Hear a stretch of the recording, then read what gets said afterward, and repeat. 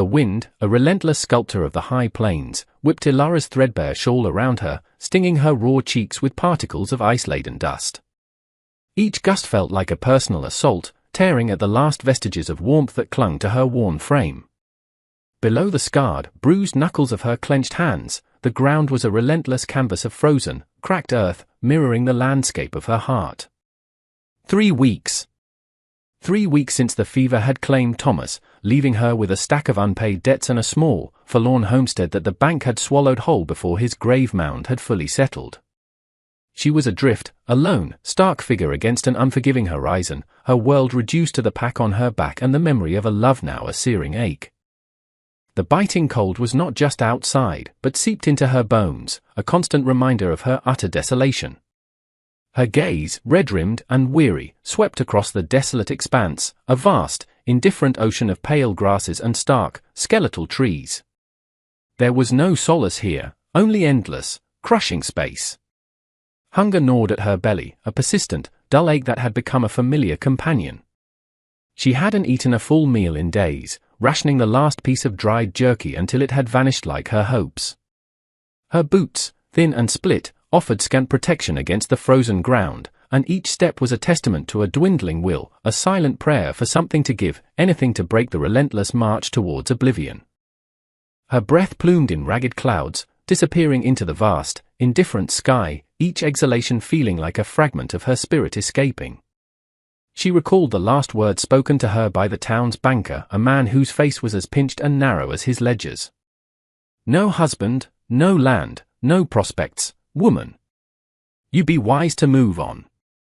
There's nothing for you here." His words had carried the weight of a final judgment, echoing the collective sentiment of a community that saw a widow as little more than a burden, a woman alone a dangerous anomaly. But where to move? Where was Lon?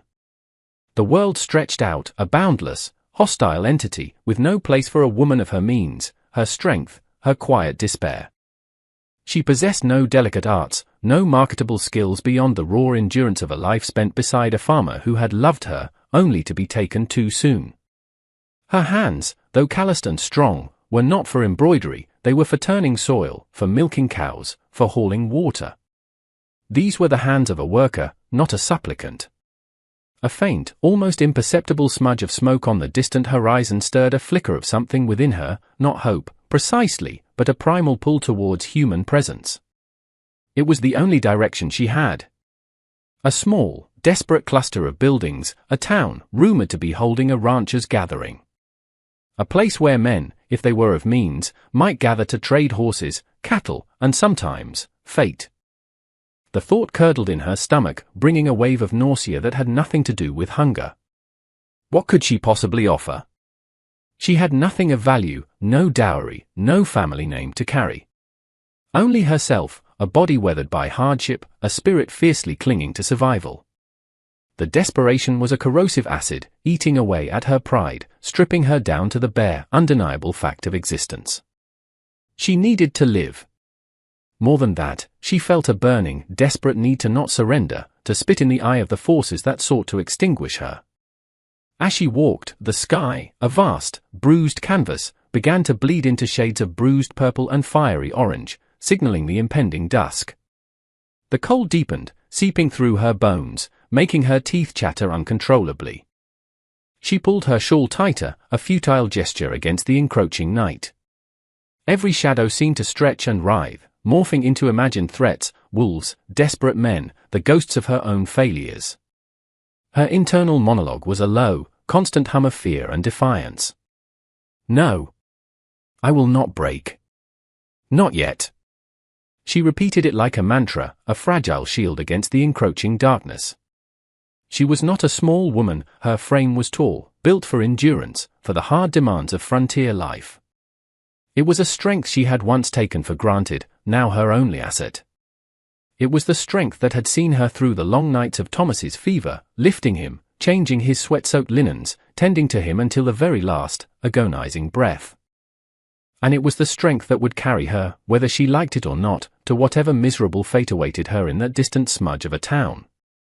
The journey was not merely physical, it was a descent into the very core of her being, stripping away all but the raw, unyielding will to survive. The air tasted of ice and dust and the bitter tang of despair, yet with each painful step, a strange, grim determination solidified within her. She would face whatever came, head held high, if only to prove to herself that she was still, irrevocably, alive.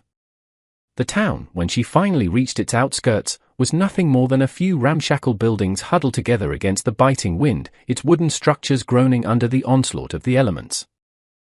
A saloon, a general store, a blacksmith, and a few scattered residencies. The air was thick with the scent of wood smoke, stale beer, and horse manure, a familiar, if not comforting, aroma. Lanterns flickered in the windows, casting wavering pools of light onto the churned mud and frozen ruts of the main street.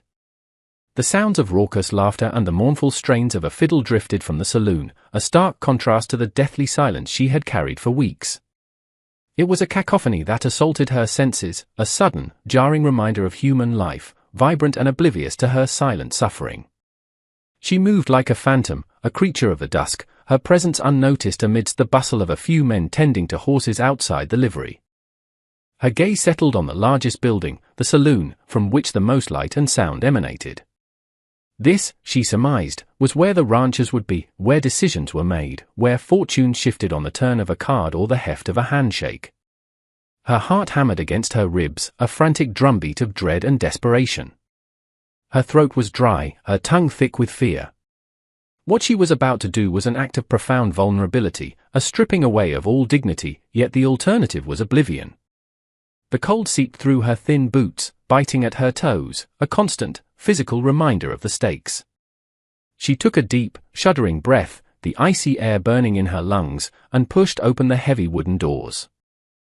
The saloon's interior was a haze of tobacco smoke and lamplight, a cacophony of voices, clinking glasses, and the rhythmic thump of boots on the wooden floor. The air was warm, almost oppressively so after the biting cold outside, and it prickled her chapped skin. Her eyes, accustomed to the gloom, struggled to adjust, watering in the thick, smoky atmosphere. All activity seemed to pause for a beat as she entered, a tall, gaunt figure silhouetted against the fading light of the doorway.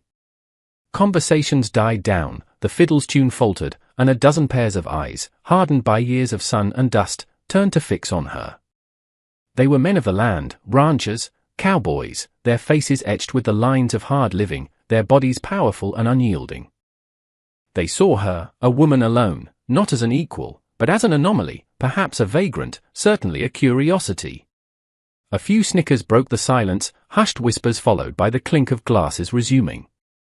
She forced herself to meet their stares, her chin lifting fractionally, a desperate attempt to project a strength she barely felt. Her hands, calloused and rough, unconsciously clutched the worn fabric of her shawl. The heat of their collective gaze was a tangible weight, pressing down on her, threatening to buckle her knees. She felt the fierce burn of shame, but beneath it, a colder, more insistent fire, the will to survive. Her eyes scanned the room, searching for an older man, a man of authority, someone who might listen. Her gaze snagged on a group gathered around a table in the corner, maps spread out, glasses of whiskey clutched in their hands. They looked like men of property, men who made decisions. She took a slow, deliberate step forward, then another, pushing through the dense air, each movement an effort of sheer will. The noise slowly built back up around her, but her focus remained on the men in the corner. Her heart hammered, a frantic drum against her ribs. She reached the table, her shadow falling across their faces, and they looked up, surprise etched on their weathered visages. One, a barrel-chested man with a thick, graying mustache, narrowed his eyes, a glint of suspicion in their depths. "Can I help you, miss?" he asked, his voice rough, laced with an unspoken challenge. Elara swallowed, her throat dry and constricted. The words she had rehearsed for miles, the words that felt like tearing out a piece of her soul, now seemed impossible to utter. But the alternative was starvation, oblivion. She thought of Thomas, of the life they had dreamed, of the children they had hoped for. A surge of fierce determination, born of grief and desperation, stiffened her spine. She met the rancher's gaze, her own eyes blazing with a raw, undeniable need. Her voice, when it came, was hoarse, but surprisingly clear, carrying over the din of the saloon. "Don't buy the horse," she said, her voice echoing the desolate wind outside. She paused, letting the words hang in the air, allowing their starkness to register. The room, once again, fell silent, every eye now fixed upon her, the sound of the fiddle dying out completely. "Don't buy the horse," she repeated, her voice gaining strength, tinged with a defiant desperation that cut through the haze of smoke and whiskey. She straightened her shoulders, pulling her tall frame to its full height, her posture one of challenge, not supplication. "Buy me, ranchers," her gaze swept over the men, unflinching, daring them to look away. "I'll bear you strong children." The words hung in the thick, smoky air, a raw, audacious declaration that shocked the room into stunned silence. A collective gasp, then a ripple of murmurs, hushed and disbelieving, swept through the saloon. Men exchanged glances, some with open derision, others with a flicker of uncomfortable understanding.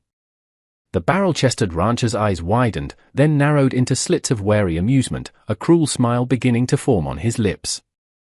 "What in blazes, woman," he scoffed, pushing back his chair, ready to dismiss her, to laugh her out of the room.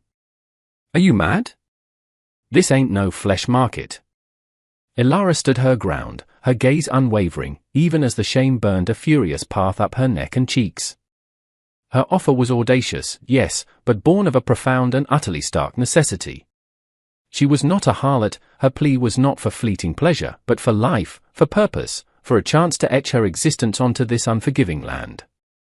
"I am not mad, sir," she stated, her voice trembling slightly but holding firm. "I am a widow, with no land, no coin, and no kin. My husband, Thomas, died of the fever 3 weeks past. The bank took our claim." She gestured vaguely to the west, to the invisible scars of her past. "I am strong. I am tall.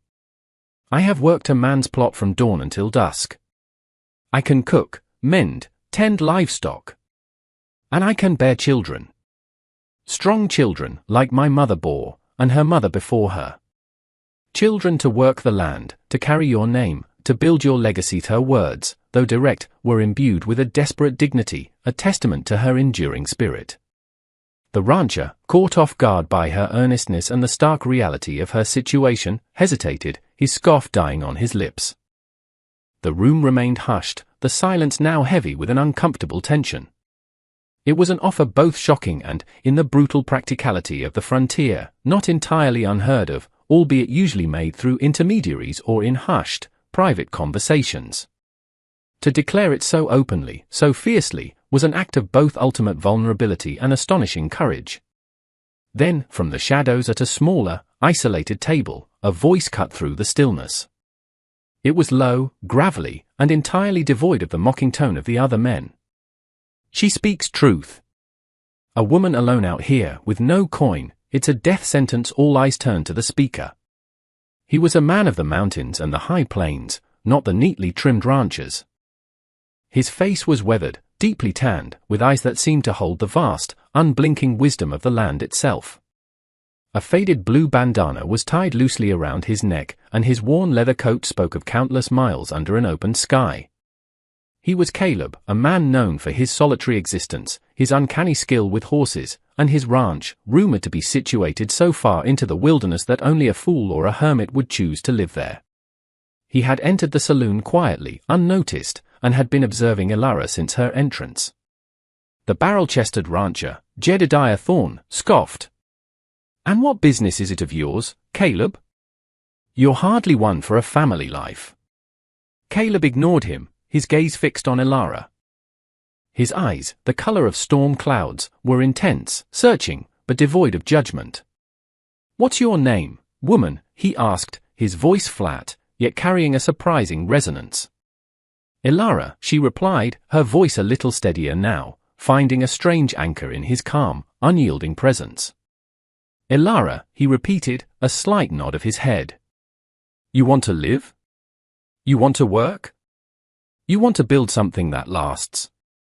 She met his gaze, a desperate hope flickering within her, battling with an ingrained caution.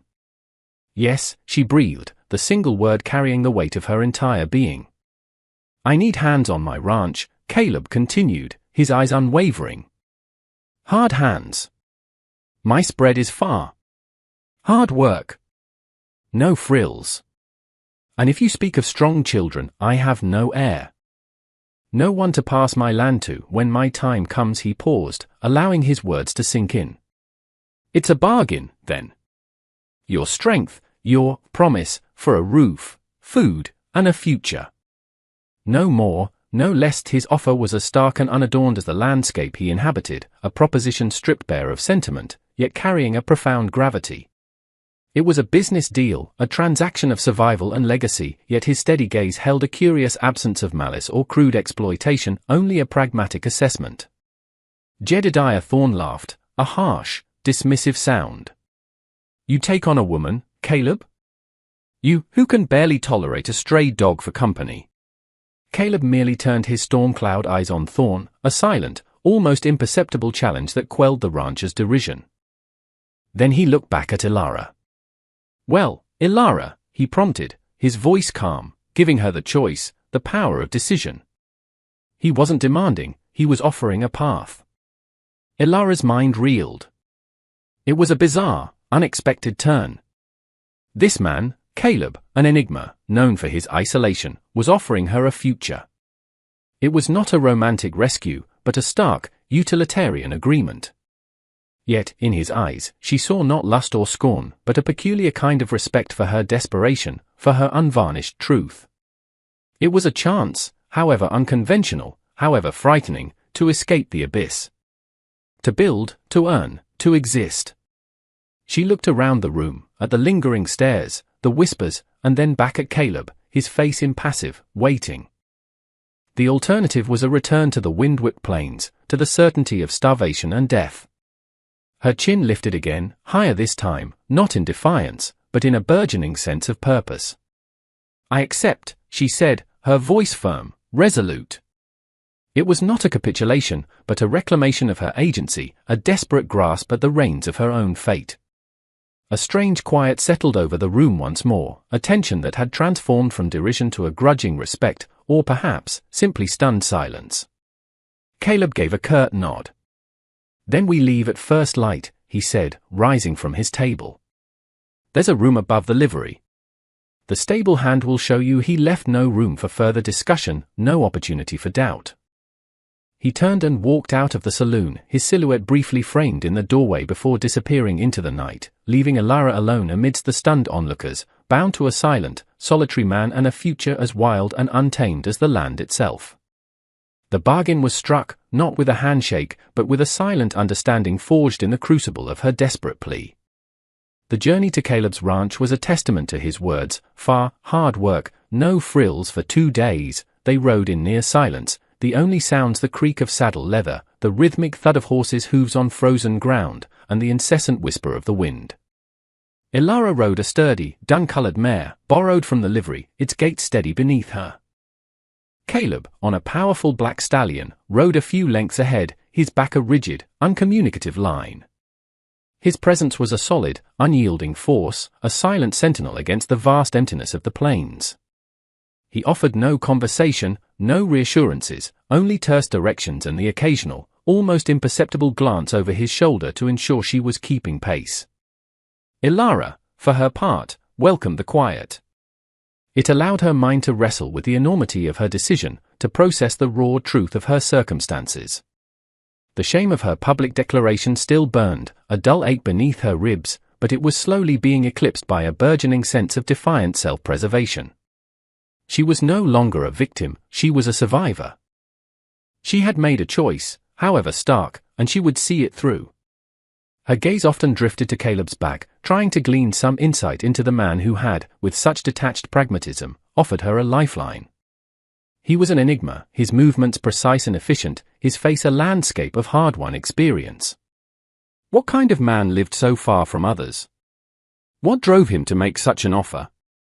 Questions swirled in her mind, unanswered, as vast and open as the plains around them. The landscape grew wilder, the gentle undulations of the plains giving way to more rugged terrain, scattered with ancient, wind-gnarled junipers and outcrops of dark, craggy rock. The sky remained a vast, indifferent canvas, shifting from the harsh brilliance of day to the velvet blackness of night, studded with an unbelievable profusion of stars. They made camp by small, frozen creeks, where Caleb, with practiced ease, built a fire that crackled and spit, chasing away the bone-deep chill. He shared his meager provisions, hardtack, dried meat, strong coffee, without ceremony, pushing them towards her with a silent gesture. There was no warmth in his manner, no comforting words, yet there was no unkindness either. Only a stark, almost brutal, honesty. He treated her as a competent adult, an equal in the face of the harsh wilderness, not as a fragile woman needing protection. This was, paradoxically, a relief. During those long, cold nights by the fire, Elara would observe him as he tended to the horses, or simply stared into the flames, his profile etched against the flickering light.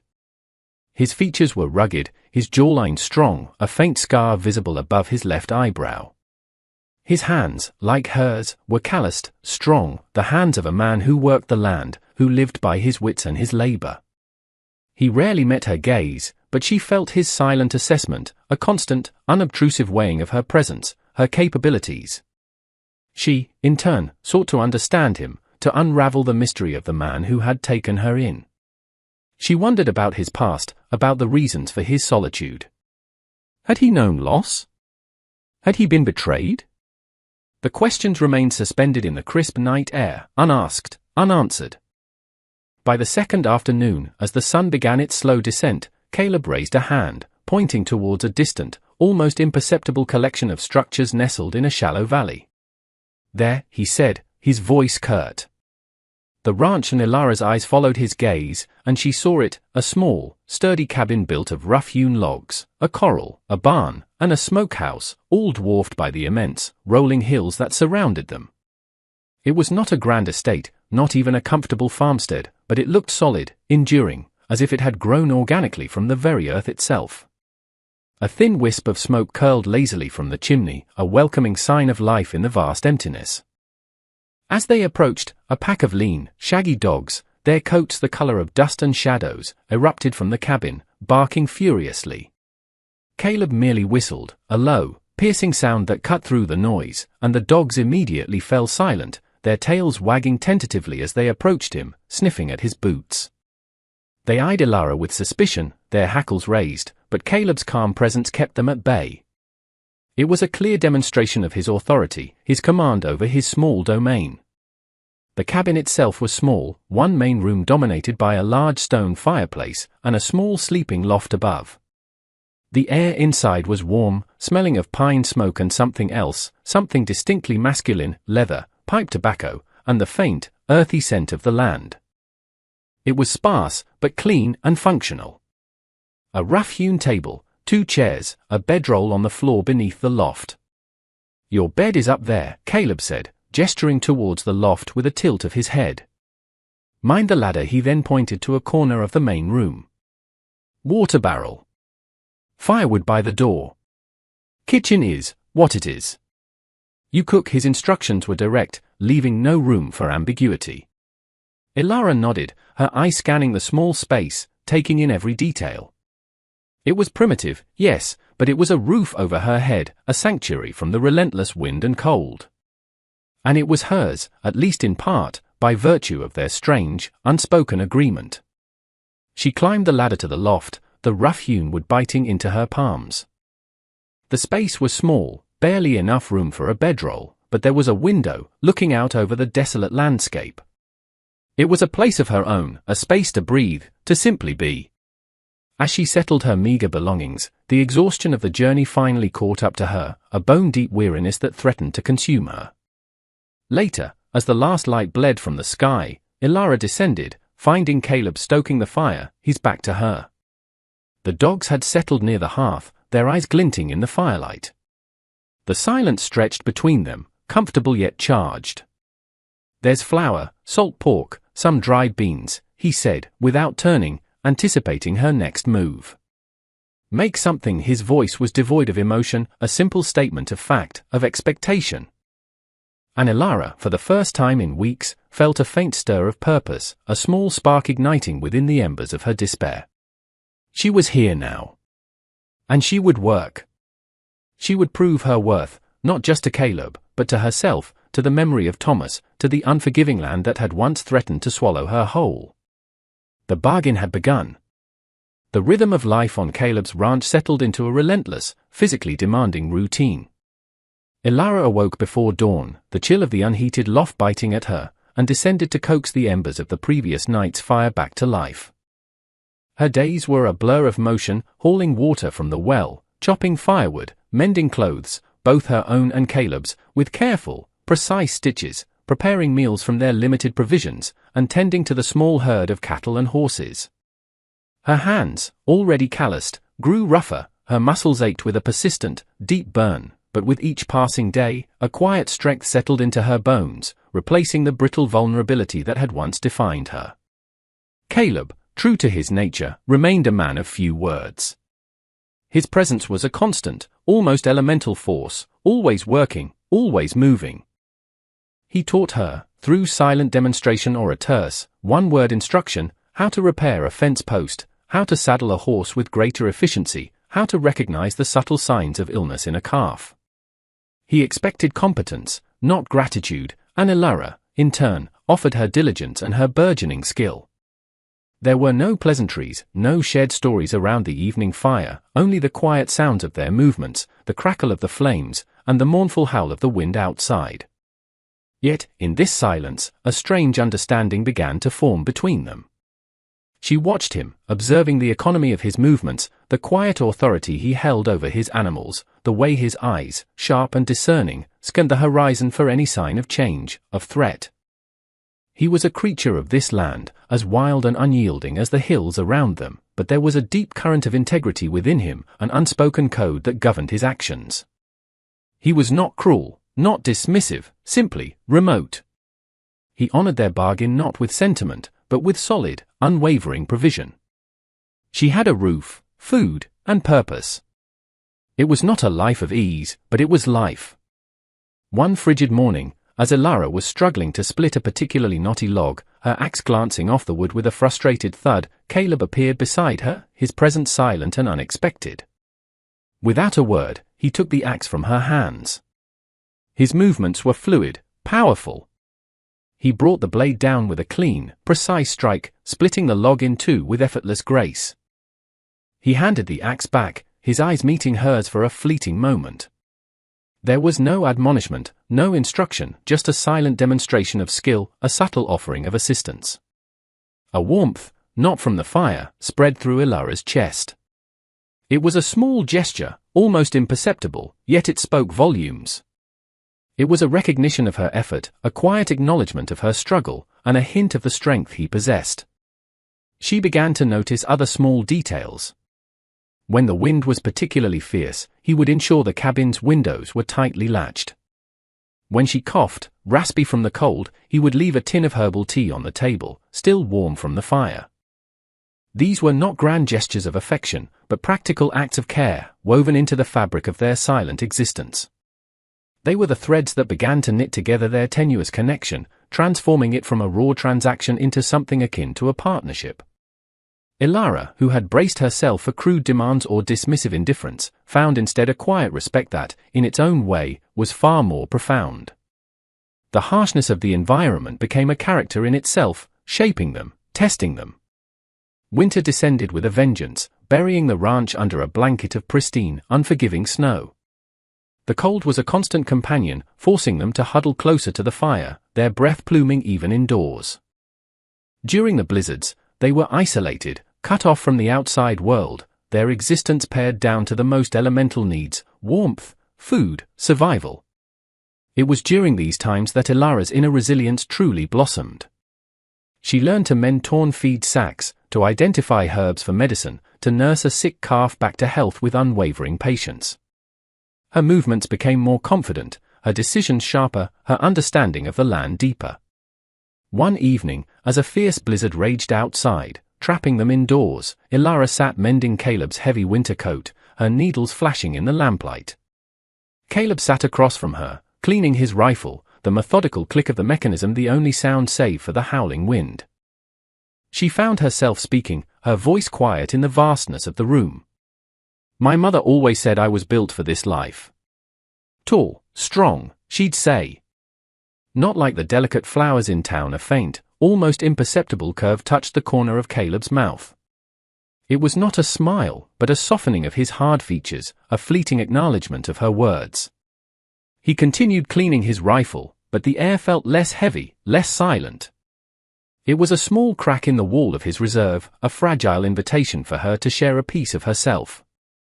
Emboldened, she continued, speaking of her childhood on her family's small farm, of her parents, hard-working and kind, and of Thomas, her husband. She spoke of their dreams for their own piece of land, their plans for a family, their quiet hopes. Her voice, initially hesitant, grew steadier, filling the cabin with echoes of a life that was now irrevocably lost, yet still a part of her. Caleb listened, his movement slow and deliberate, his gaze fixed on his rifle, yet Ilara felt his attention, a deep, silent absorption of her narrative. He offered no platitudes, no empty words of comfort, but his stillness, his unwavering presence, was a profound solace. It was the first time she had truly spoken of her grief, her losses, since Thomas's passing, and in the quiet acceptance of Caleb's listening, some of the tightness in her chest began to ease. When she finished, the cabin was silent once more, save for the wind's howl. Caleb finally looked up, his storm cloud eyes meeting hers. "Hard to lose what you've built," he said, his voice low, raspy. It was not a question, but a statement of shared understanding. And in those few words, Ilara sensed his own history, his own losses, buried deep beneath layers of silence and solitude. The bargain had begun as a desperate exchange of needs, but it was slowly, tentatively, evolving into something more profound, a quiet alliance forged in the crucible of shared hardship and unspoken empathy, a silent agreement to face the unforgiving world, together. As weeks turned into months, Ilara's presence became an indispensable part of the ranch, not merely a necessary hand, but a vital force. The cabin, once dark and singularly masculine, now held faint traces of her touch, a patch of wildflowers dried and hung from a beam, a small, polished stone placed on the mantelpiece, the comforting aroma of freshly baked bread. Her silent contributions had softened the edges of their existence, turning a survival camp into something closer to a home. Caleb, while still a man of few words, had subtly shifted. His eyes, once unreadable, now held a flicker of something akin to contentment when she brought him a steaming mug of coffee on a cold morning, or when he found a fresh shirt, neatly mended, laid out for him. Ilara's own transformation was profound. The gaunt, fear-haunted widow of the saloon was gone, replaced by a woman whose shoulders were straighter, whose gaze was steadier, whose hands, though still scarred, moved with confident purpose. She had faced her deepest fears, laid bare her most desperate needs, and emerged not broken, but forged anew. The grief for Thomas still resided within her, a quiet ache, but it no longer consumed her. It had become a part of her strength, a reminder of what she had endured and overcome. She was no longer waiting for life to happen to her, she was actively, fiercely, building it. One crisp spring morning, as the first green shoots began to tentatively unfurl on the hillsides, a shadow fell across their fragile peace. Caleb had ridden into town for supplies, a rare trip he usually made alone. This time, Ilara insisted on accompanying him, her reasons vague, a feeling of unease stirring within her. The town was as harsh as she remembered, the stares still present, though now tinged with curiosity rather than derision. As they loaded sacks of flour and coffee into their wagon, a man approached them, his face a mask of oily politeness that did not reach his cold eyes. He was Jedediah Thorne, the rancher who had scoffed at her desperate plea. He was not alone, 2 other men, rough-looking and heavily armed, flanked him. "Caleb," Thorne began, his voice dripping with false cordiality, "heard you've been doing well out there. Your land, prime grazing for my herds.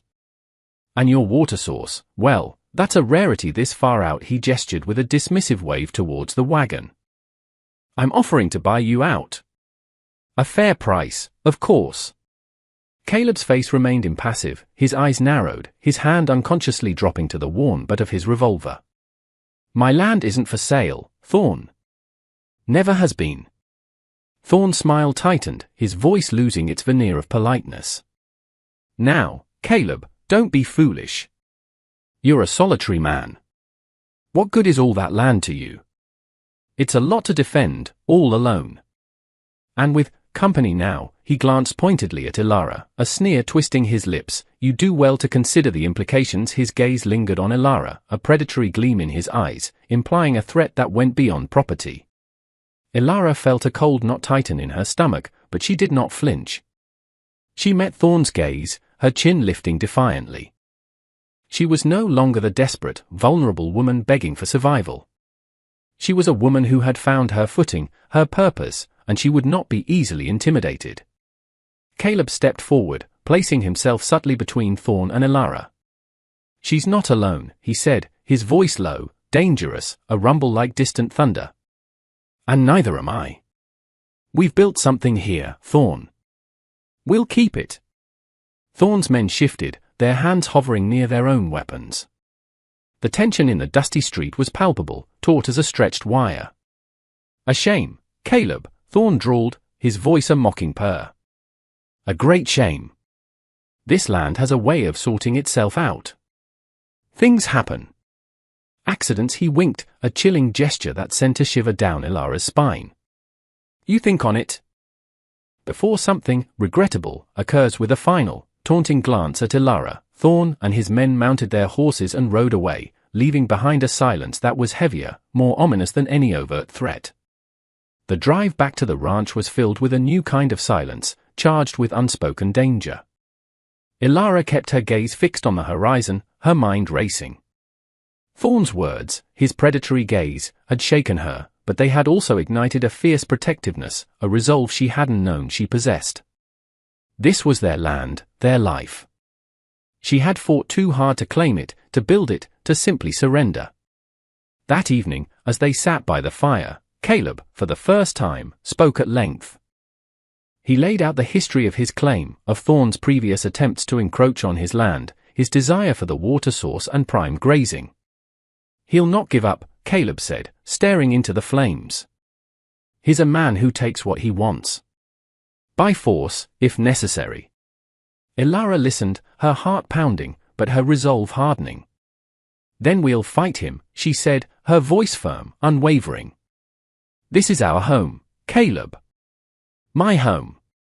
I won't let him take it." Her declaration was not a plea for reassurance, but a statement of intent, a warrior's vow. Caleb looked at her, his storm cloud eyes holding a flicker of surprise, then a slow, almost imperceptible nod of approval. In that moment, the bargain, the unspoken agreement, solidified into something far more profound than survival. It became a shared commitment to defend their future, together. The quiet partnership had found its purpose, its test. The threat from Jedediah Thorne loomed over them like a gathering storm, a palpable tension that sharpened Ilara's senses and hardened her resolve. Every shadow seemed to hold a hidden danger, every distant dust cloud a potential harbinger of Thorne's return. Caleb, ever vigilant, redoubled his efforts, scouting the perimeter of their land daily, his rifle always within reach. Ilara, no longer content to simply manage the homestead, insisted on learning how to handle a rifle herself, her hands, once accustomed to needles and the weight of bread dough, now wrapping around the cold steel with determined concentration. Caleb, without a word of protest, showed her how to load, aim, and fire, his instructions terse but precise. Her shots, initially wild and uncertain, grew steadily more accurate, a testament to her fierce will to defend what she had finally found. Days bled into weeks, each one a test of their patience, their readiness. They worked side by side, silent partners in their defense. Ilara felt a strange sense of exhilaration, a grim satisfaction in facing this new challenge. It was a tangible enemy, something to fight against, rather than the formless despair that had once threatened to consume her. This fight, however terrifying, was a validation of her strength, her purpose. The confrontation came, not with a grand assault, but with a cunning, cruel act. One morning, they awoke to find several of their cattle slaughtered, their bodies left as a gruesome message, their throats slit, a stark warning carved into the ground nearby. Leave the sight filled Ilara with a cold fury she hadn't known she possessed. These animals were their livelihood, their future. This was not merely theft, it was an act of brutal intimidation. Caleb's face, usually impassive, was a mask of grim determination, his jaw clenched, his eyes dark with rage. "He's making his move," he said, his voice a low growl. He wants to starve us out. But Ilara was not easily broken. She looked at the dead cattle, then at Caleb, her eyes blazing with an unyielding resolve. He won't, she declared, her voice firm. We'll bury them. We'll reinforce the fences. We'll be ready, and so they did. They worked tirelessly, their bodies aching, their grief for the lost animals overshadowed by a fierce, protective anger. The act of burial, of covering the raw wounds in the earth, became an act of defiance, a silent vow that they would not be driven off. The next day, Thorn himself appeared, not on their land, but on a ridge overlooking their ranch, a silhouette against the harsh glare of the midday sun. With him were a dozen riders, their figures stark against the sky. They rode slowly, deliberately, along the boundary line of Caleb's property, their presence a menacing declaration. They made no direct move, no overt attack, but their message was clear: we are here. We are watching. We will take what is ours. Caleb stood by the cabin, his rifle cradled in his arms, his gaze fixed on the riders. Ilara stood beside him, her own rifle clutched tightly, its weight a comforting presence in her hands. She felt no fear, only a cold, burning resolve. She was no longer just a woman alone, she was a partner, a defender of their home. She met Caleb's gaze, a silent understanding passing between them. They would not break. They would not run. The standoff lasted for hours. The sun beat down, the wind whipped dust around them, and the distant figures on the ridge remained, unmoving, watching. It was a war of nerves, a silent battle of wills. Ilara felt the tension coil in her stomach, but she held firm, her gaze as unwavering as Caleb's. She understood now that this was not just about land or resources, it was about pride, about dominance, about the very right to exist. As the sun began to dip towards the western horizon, casting long, dramatic shadows across the land, a single rider detached himself from Thorn's group. It was Thorn himself. He rode slowly, deliberately, down the slope, stopping 100 yards from the cabin. Caleb, he bellowed, his voice carrying on the wind, a harsh, challenging sound. This is your last chance.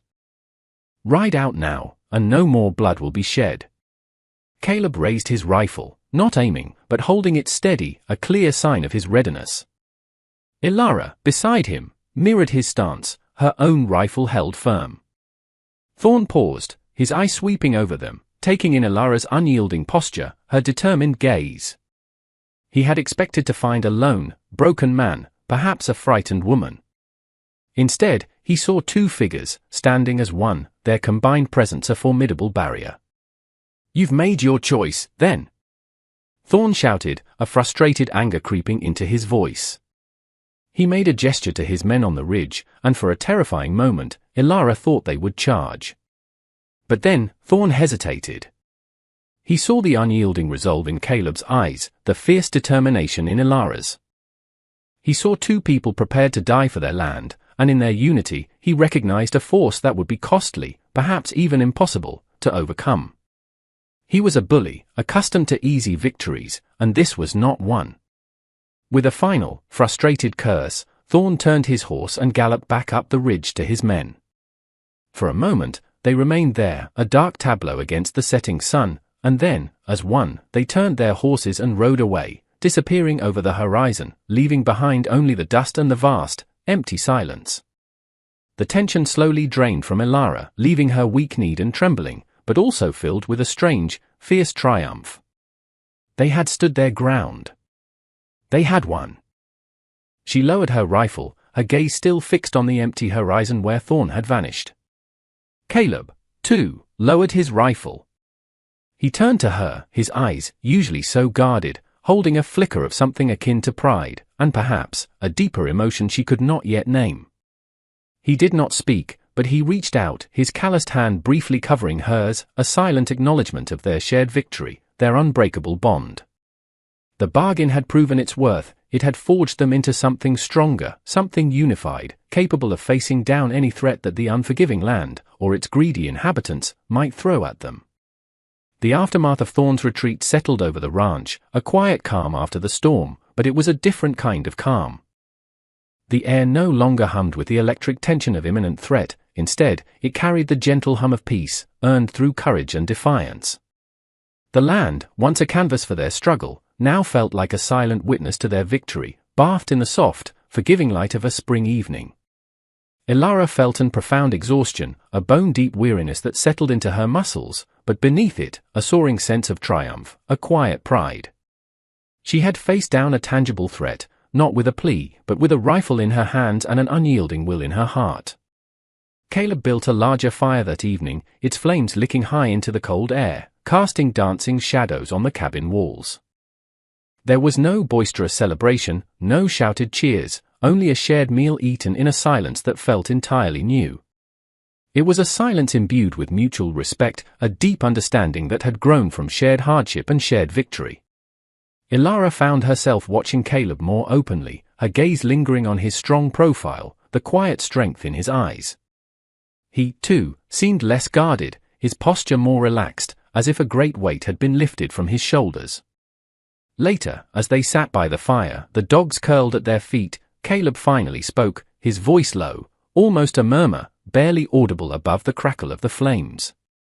"You stood firm," he said, his gaze fixed on the dancing firelight, but his words clearly directed at her. "Many would have run." Ilara looked at him, her heart swelling with a complex mix of emotions. "I had nowhere left to run," she confessed, her voice soft. "And this place, it became my home. My fight." She paused, then continued, a quiet honesty in her tone. "When I stood in that saloon, Caleb, I was broken. Desperate. I offered what I thought I had left to offer, my strength, my potential for new life. To be bought, in essence." A faint blush crept up her neck, but she met his gaze, unflinching. "But you didn't buy me. You gave me a chance. A chance to build, to earn my place." She gestured around the small cabin, to the warmth, the safety. "You gave me a life, Caleb. And a reason to fight for it." Caleb turned his head, his storm cloud eyes meeting hers, and in their depths, Ilara saw a profound depth of feeling she had never witnessed before. There was no pity, no condescension, only a raw, unspoken understanding. He didn't deny her words, didn't offer false reassurances. He simply nodded, a slow, deliberate movement. "We built it," he corrected, his voice raspy, his gaze steady. "Together." His simple words carried the weight of 100 unsaid declarations, a quiet acknowledgement of their partnership, their shared journey. It was a profound shift, a transformation of their utilitarian bargain into something far more intimate, far more human. The very foundation of their agreement, once rooted in desperation, was now firmly planted in mutual respect and a burgeoning, undeniable connection. That night, as Ilara lay in her loft, the sounds of the ranch settling around her, she reflected on the woman she had become. The ghost of Thomas still whispered in her memory, but it was no longer a lament. It was a quiet strength, a reminder of the love that had shaped her, the loss that had broken her, and the resilience that had rebuilt her. She was no longer defined by what she had lost, but by what she had found, her own inner fortitude, a sense of belonging, and a quiet, steadfast companion in Caleb. She thought of her desperate plea in the saloon, the offer to bear strong children. At the time, it had been a raw, primal cry for survival, a commodity she was willing to trade for existence. Now, the prospect felt different. It was no longer a desperate bargain, but a shared possibility, a future built on mutual understanding, honor and trust. The idea no longer carried the sting of shame, but the quiet warmth of hope, a potential for legacy that transcended mere transaction. The next morning, the ranch was alive with the promise of spring. The sun rose, painting the eastern sky in hues of gold and rose, casting a warm light over the hills. Ilara descended the ladder, her steps lighter, her heart feeling less burdened.